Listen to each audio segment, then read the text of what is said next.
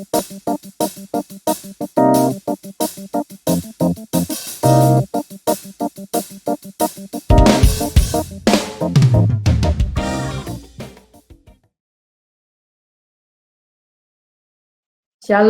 Bapak Ibu dan juga teman-teman semua.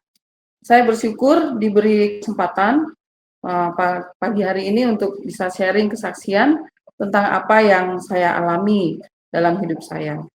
Nama saya Esther dan suami saya Rinto, dan jadi saya biasa dipanggil Bu Esther atau Bu Rinto gitu. Dan Bapak Ibu, kami baru saja pindah, ya 4 bulan inilah kami pindah ke tempat pelayanan dari Semarang. Kami pindah ke Salatiga. Sebelumnya kami adalah keluarga hamba Tuhan, kami melayani di Semarang. Dan di JKI Kasih Allah yang berada di Sinarwalio, Semarang. Ya, dengan pergumulan yang panjang, kami akhirnya merasa terpanggil untuk melayani Tuhan sebagai orang tua asrama di Asrama Daniel Esther Salatiga. Asrama Daniel Esther Salatiga itu disingkat menjadi ADESA. Ya, jadi mulai dari bulan Juni hingga sekarang kami berada di ADESA untuk melayani Tuhan di tempat yang baru. Ya, Bapak Ibu dan juga teman-teman, ADESA ini berada di bawah Yayasan Pendidikan Kasih Baru Internasional namanya, atau YPKBI, dan pendirinya adalah seorang misionaris dari Korea, namanya adalah Pendeta Yosef H. Hosung. Ya, ADESA adalah program beasiswa untuk SMA, itu bagi anak-anak Tuhan yang berprestasi dari seluruh Indonesia dan juga anak-anak yang lolos seleksi panitia ADESA. Ya, memang saya merasa perlu menjelaskan ini sedikit ya, karena sekarang kami ada di ADESA melayani Tuhan. Mereka ADESA ini, anak-anak ADESA, mereka dididik dalam pola pengasuhan yang memang agak berbeda dari anak-anak SMA pada umumnya. Mereka dididik dalam pola asuh yang sesuai dengan kebenaran firman Tuhan. Ini diambil dari Lukas pasal 2 ayat 51 sampai 52. Artinya kita mendidik mereka supaya mereka itu seperti Tuhan Yesus waktu itu, mereka dikasih Allah, mereka dikasih manusia. Dalam artian mereka dididik dalam terang firman Tuhan terlebih dahulu, ya, dan supaya mereka bertumbuh menjadi anak-anak yang berhikmat, berkarakter Tuhan, dan juga berkenan kepada Allah dan juga kepada manusia. Juga di dalam kehidupan sehari-hari mereka dididik menurut pola asuh ya yang berdasarkan 6 prinsip.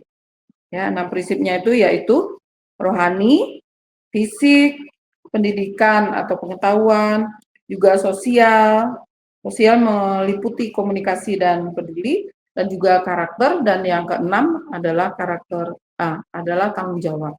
Jadi berdasarkan 6 prinsip ini, anak-anak desa ini dididik dan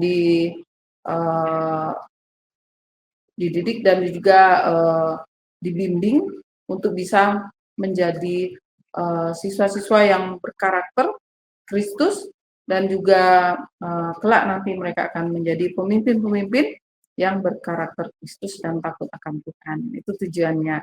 Nah, Bapak Ibu Saudara, ini memang sekilas tempat kami melayani Tuhan.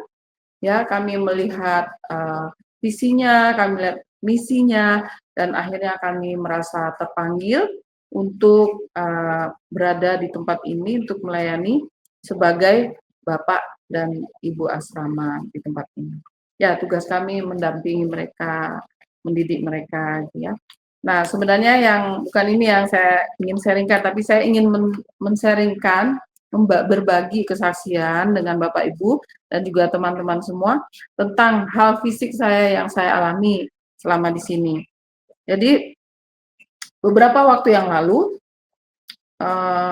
saya bangun tidur dan tiba-tiba mata saya itu di bagian putihnya yang kanan itu ada seperti berdarah gitu. Wah, ternyata saya lihat, wah, pembuluh darahnya pecah. Pecah mula-mula sedikit, lama-lama menjadi lebar. Melebar, terus semakin bertambah jamnya, semakin lama itu lebarnya juga semakin lebar. Jadi waktu saya lihat mata saya, wah, ngeri sekali karena kayak berdarah gitu ya, kayak habis jatuh apa habis ketonjok gitu, eee, putihnya menjadi merah dan kalau dilihat itu ngeri dan rasanya sangat nyeri. Rasanya tuh aduh kepala saya cenut-cenut gitu ya. Waduh ada apa ini pikir saya. Terus saya, langsung sama Pak Rinto dibawa ke Vaskes 1 ya waktu itu, karena kami baru pindah, karena kami, BPJS kami kan juga harus pindah. Jadi kami awal lagi, kami pergi ke Vaskes 1 dulu, sekalian kami menanyakan tentang BPJS. Wah, di sana langsung ditangani dokter Vaskes 1 dan ternyata yang terjadi adalah tensi saya itu tinggi sekali. Tensinya tinggi. Nah, dokter bilang itu yang menyebabkan pembuluh darah di mata saya itu sampai pecah. Tensi tinggi. Nah, waktu itu saya harus tunggu beberapa waktu karena ternyata BPJS yang saya punya itu harus diaktifasi di kota yang baru di Salatiga ini. Nah, jeda waktu aktivasinya itu ada 1 bulan. Jadi waduh, eh, selama ini saya waktu saya baru masuk itu saya bertahan dengan eh, obat-obatan yang dari Semarang itu bisa bertahan 1 bulan, ya. Lalu menunggu aktivasi yang 1 bulan, nah itu yang ternyata menjadi masalah. Nah, sesudah itu pada waktu itu ya eh, sambil menunggu itu ternyata saya tidak minum obat, saya waktu itu tidak konsultasi ke dokter juga, dan saya juga waktu itu entah kenapa saya berhenti olahraga.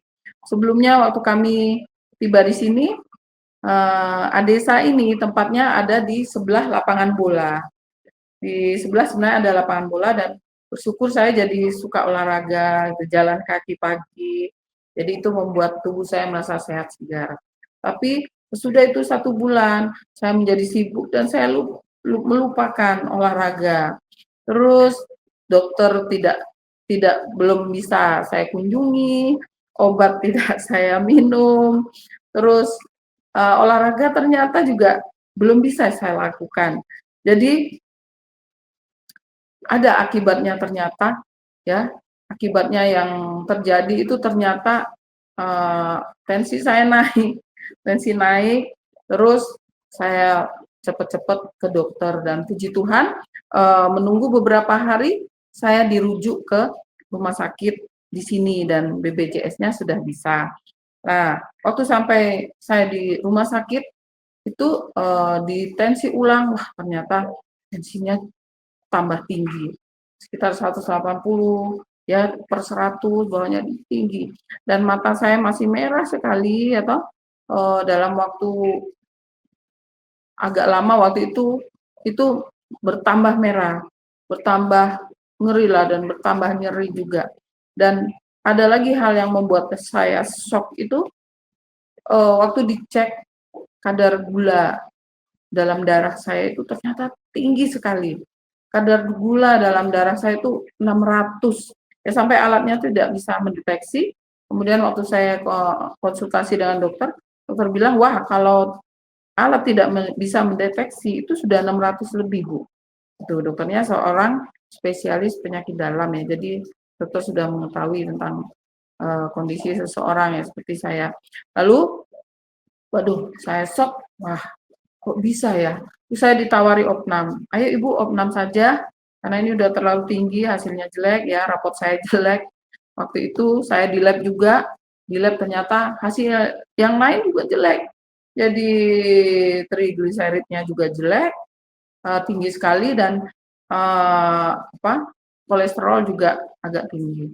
Jadi wah, rapot saya merah dan saya waktu itu, wah Tuhan, kok saya bisa begini, tapi satu hal yang saya ingat waktu itu saya berpikiran, "Wah, seandainya saya tidak ditopang oleh Tuhan, saya pasti sudah KO ya, pasti saya sudah lemes, saya nggak bisa ngapa-ngapain." Tapi herannya waktu itu saya masih bisa melakukan kegiatan dan aktivitas sehari-hari itu saya masih bisa.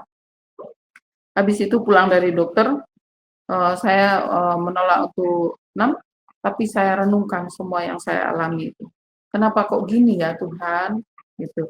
Di saat saya sedang bersemangat sekali saya itu, semangat, saya tiba-tiba mengalami satu hal yang bagi saya membuat saya berpikir gitu ya, membuat saya harus, bertanya kepada Tuhan.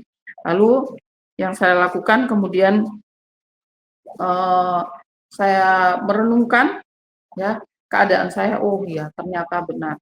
Jadi saya yang biasanya, apa, percaya, saya selalu percaya bahwa Tuhan itu yang memberikan bagi saya kesehatan, Tuhan yang membuat saya kuat, Tuhan yang menolong saya bisa beraktivitas, bahkan di dalam melayani Tuhan saya juga bergantung kepada Tuhan, itu saya lakukan.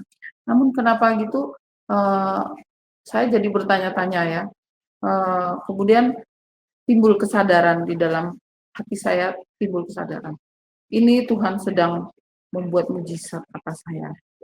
Ya, seandainya waktu itu Tuhan tidak menopang fisik saya, mungkin saya tidak akan bisa melakukan aktivitas seperti waktu itu, ya, sebesar dan sebanyak itu, dan yang paling ngeri, mungkin saya akan mengalami, efek ya dari keadaan rapot saya yang merah itu ya, mungkin saya mengalami efek yang fatal ya. Kebanyakan kalau penyakit-penyakit yang menahun itu kan, kalau tidak terkontrol itu biasanya cukup fatal, gitu. Tapi saya bersyukur Tuhan Yesus baik, Tuhan Yesus menolong saya, menopang saya menyadari bukan dengan kekuatan saya, maka saya masih bisa hari ini ya, bersaksi kepada saudara-saudara semua, kepada teman-teman semua. Ya, jadi memang dokter bilang yang menyebabkan mata saya pembuluh darahnya pecah itu memang hipertensinya. Tapi itu ada hubungannya dengan gula yang tinggi juga. Jadi hipertensi dan sebagainya itu sebenarnya ada hubungannya, gejala akibat dari gula yang tinggi. Wah, terus saya harus bilang sama Tuhan, saya bertobat Tuhan, saya lalai di dalam beberapa hal, saya lalai. Karena, eee, sebelumnya saya rajin olahraga, sebelumnya. Kemudian sebelumnya juga, sebelum kejadian itu saya minum obat, saya juga rajin ke dokter, dan saya melakukan maksudnya pola makan juga terkontrol, bisa mengontrol. Namun, sesudah itu tiba-tiba saya berhenti minum obat, tiba-tiba saya, tidak olahraga juga, tiba-tiba saya tidak mengontrol pola makan juga, saya kira gitu ya, karena di sini tuh udaranya dingin, jadi saya banyak makan mungkin tidak terkontrol, dingin jadi inginnya makan terus, sehingga itu menjadi hal yang tidak baik untuk tubuh saya ya, pola makannya tidak terkontrol. Nah, dari itu ya, saya, merenungkan dan Tuhan mengingatkan saya tentang satu hal yang sederhana, ya, yang saya sebenarnya sudah tahu tapi saya lupakan, yaitu di dalam Yakobus pasal yang kedua, ya, ayat 14 sampai 26. Yakobus pasal yang kedua ayat 14 sampai 26, di situ dikatakan iman, judulnya ya, iman tanpa perbuatan pada hakikatnya adalah mati. Di situ saya belajar mendapat contoh yang real ya. Saya mendapat contoh yang real bahwa iman tanpa perbuatan itu hakikatnya mati. Bagaimana? Bagaimana bisa dikatakan demikian? Karena pada waktu saya beriman, saya percaya bahwa Tuhan senantiasa memberikan kesehatan kepada saya, membantu saya menjaga tubuh ini, karena tubuh ini adalah bait suci Roh Kudus. Jadi saya yakin Tuhan pasti memberikan kesehatan kepada saya. Bagaimanapun vonis dokter seberat apapun, saya percaya Tuhan selalu memberi kesehatan kepada saya, menolong saya. Berkali-kali Tuhan menolong saya. Berkali-kali. Mungkin orang lain kalau 600 pastinya sudah opnam ya. Oh, 400 saja gulanya pasti yang lain juga udah opnam. Dulu saya pertama sekali divonis mendapat eh, apa DM ya, itu 200 gulanya dan saya opnam. Sekarang kalau 600 saya bisa nggak opnam itu kalau bukan Tuhan pasti tidak bisa ya. Namun satu hal, walaupun saya percaya ya, saya percaya bahwa Tuhan senantiasa memberi saya eh, kesehatan, kekuatan, itu harus disertai dengan perbuatan. Seperti dalam firman ini katakan ya, di ayat 22 dikatakan, kamu lihat bahwa iman bekerja sama dengan perbuatan-perbuatan, dan oleh perbuatan-perbuatan itu iman menjadi sempurna. Terus ayat 17 mengatakan, demikian juga halnya dengan iman, jika iman itu tidak disertai perbuatan, maka iman itu pada hakikatnya adalah mati. Jadi, walaupun kita percaya bahwa Tuhan menolong kita percaya bahwa Tuhan tidak pernah membiarkan kita. Tapi kalau dari diri kita sendiri tidak melakukan perbuatan-perbuatan yang menunjang iman kita, yang membuktikan iman kita, dikatakan firman Tuhan, imannya mati. Jadi ini yang terjadi pada saya. Ini contohnya real ya. Jadi waktu saya percaya kepada Tuhan, saya percaya Tuhan memberi saya kesehatan, menolong saya, bahkan memberi mujizat, betul. Tapi waktu saya tidak melakukan perbuatan-perbuatan yang menunjang iman itu, yang membuktikan saya percaya, maka yang terjadi adalah apa? Yang terjadi adalah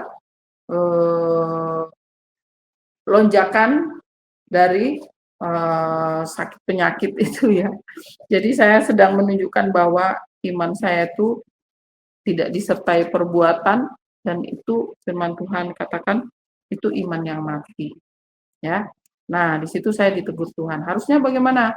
Harusnya tetap saya perhatikan tubuh saya yang adalah bait suci Roh Kudus. Saya percaya kepada Tuhan, tapi saya juga berusaha menjaga pola makan, saya berolahraga dengan rajin, saya juga minum obat sesuai dengan takaran yang diberikan dokter, juga mengunjungi dokter, konsultasi dengan dokter dengan setia ya seperti biasanya. Ya, nah, Tuhan menolong saya dengan cara itu, Memang berkali-kali juga mujizat terjadi atas saya, ya. Saya jadi ingat lagu itu. Berkali-kali kau menolong, berkali-kali kau kuatkan. Ya, itu yang terjadi pada saya. Berkali-kali, wah nggak terhitung Tuhan menolong saya dalam hubungan dengan sakit penyakit saya. Tetapi entah kenapa kali ini karena saya lalai, itu jadinya begitu ya. Tapi ini sebuah peringatan dari Tuhan. Saya bersyukur, saya masih diingatkan apa gejalanya hanya pembuluh darah di mata saya pecah. Itu pengingat, tidak lebih fatal daripada itu. Cukup itu saja. Jadi Tuhan mengingatkan, kamu harus lakukan bagianmu ya. Kamu peliharalah dirimu, ayo olahraga rajin, ayo pelihara bait suci ini harus dipelihara, itu ya, diusahakan. Memang selagi kita hidup di dunia, kita ini memang masih bisa terkena sakit penyakit ya, karena kita hidup di dunia ini. Nanti kalau di surga sudah tidak ada sakit penyakit, tidak ada kesusahan dan sebagainya ya. Jadi itu yang saya pelajari dari keadaan yang saya alami ya. Kita harus tetap mengerjakan bagian iman, bagian perbuatan kita ya. Iman kita menjadi sempurna kalau ada perbuatan-perbuatan yang bisa kita lakukan yang menunjang iman kita. Ya, di sini dijelaskan juga di ayat 23 dan 2 sampai 25 itu ada contohnya ya.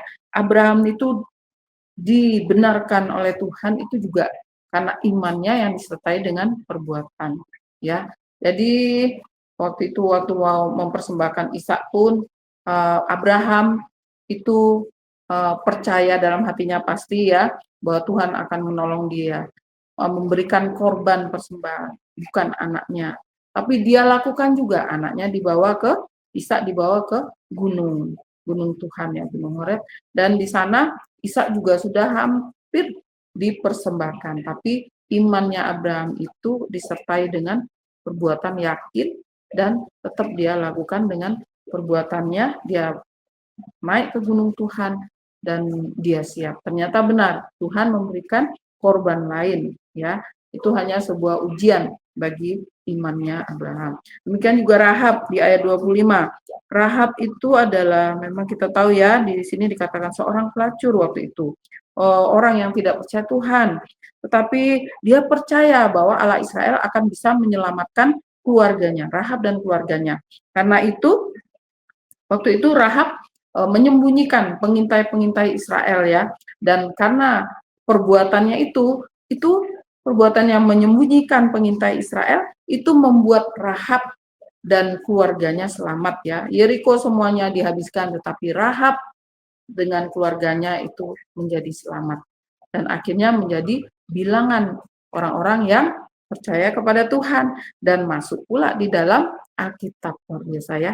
Jadi Tuhan memperhitungkan iman dan perbuatan itu sebagai kebenaran. Nah, kalau Bapak Ibu, teman-teman semua, kita sudah selamat, kita percaya. Banyak orang di dunia ini percaya kepada Yesus. Bukan saja orang ya yang percaya bahwa Yesus juru selamat. Itu iblis-iblis setan juga tahu bahwa Yesus adalah juru selamat.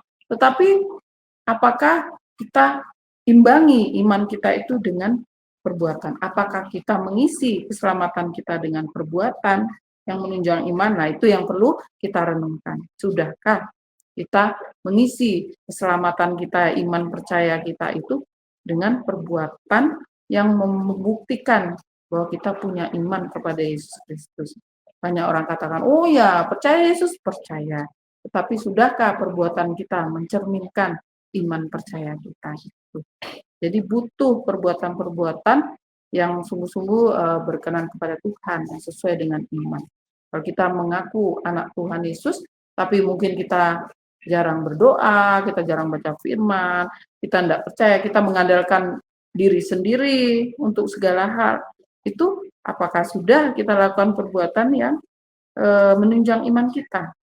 Tidak ya. Jadi iman, sekali lagi, tanpa perbuatan itu mati. Iman itu bisa dipertimbangkan dipertimbangkan sebagai kebenaran oleh Tuhan kalau iman itu disertai dengan perbuatan gitu. Nah, ini yang bisa saya sampaikan. Sesudah itu memang sudah mengalami peristiwa itu, saya jadi mengerti. Ayo kita berbuat sesuai dengan iman kita. Kalau kita percaya Tuhan yang berkuasa atas hidup kita, ya kita harus melakukan perbuatan-perbuatan yang membuktikan iman kita itu. Ya, demikian yang bisa saya sharingkan. Kita berdoa dulu yuk. Tuhan, terima kasih untuk sharing yang Tuhan izinkan pagi hari ini. Kami mohon Tuhan, biarlah kesaksian ini boleh menguatkan Bapak Ibu, saudara-saudara, teman-teman yang mendengarkan, bahwa iman tanpa perbuatan pada hakikatnya mati. Jadi hal-hal kecil sampai hal-hal besar harus kami lakukan sesuai dengan iman kami, supaya sungguh-sungguh membuktikan bahwa kami anak-anak Tuhan yang percaya kepadamu, beriman kepadamu, kami mengisi keselamatan kami dengan perbuatan-perbuatan yang bisa menunjang iman kami, yang membuktikan iman kami. Terima kasih Tuhan Yesus, berkati Street Justice, berkati Smart People Tuhan, berkati semua hamba-hambamu yang bekerja di dalamnya, biarlah semua yang kami lakukan ini berkenan di dalam oleh Engkau. Terima kasih Bapa, dalam nama Yesus kami sudah berdoa dan bersyukur. Haleluya. Amin. Amin. Terima kasih semuanya. Tuhan memberkati.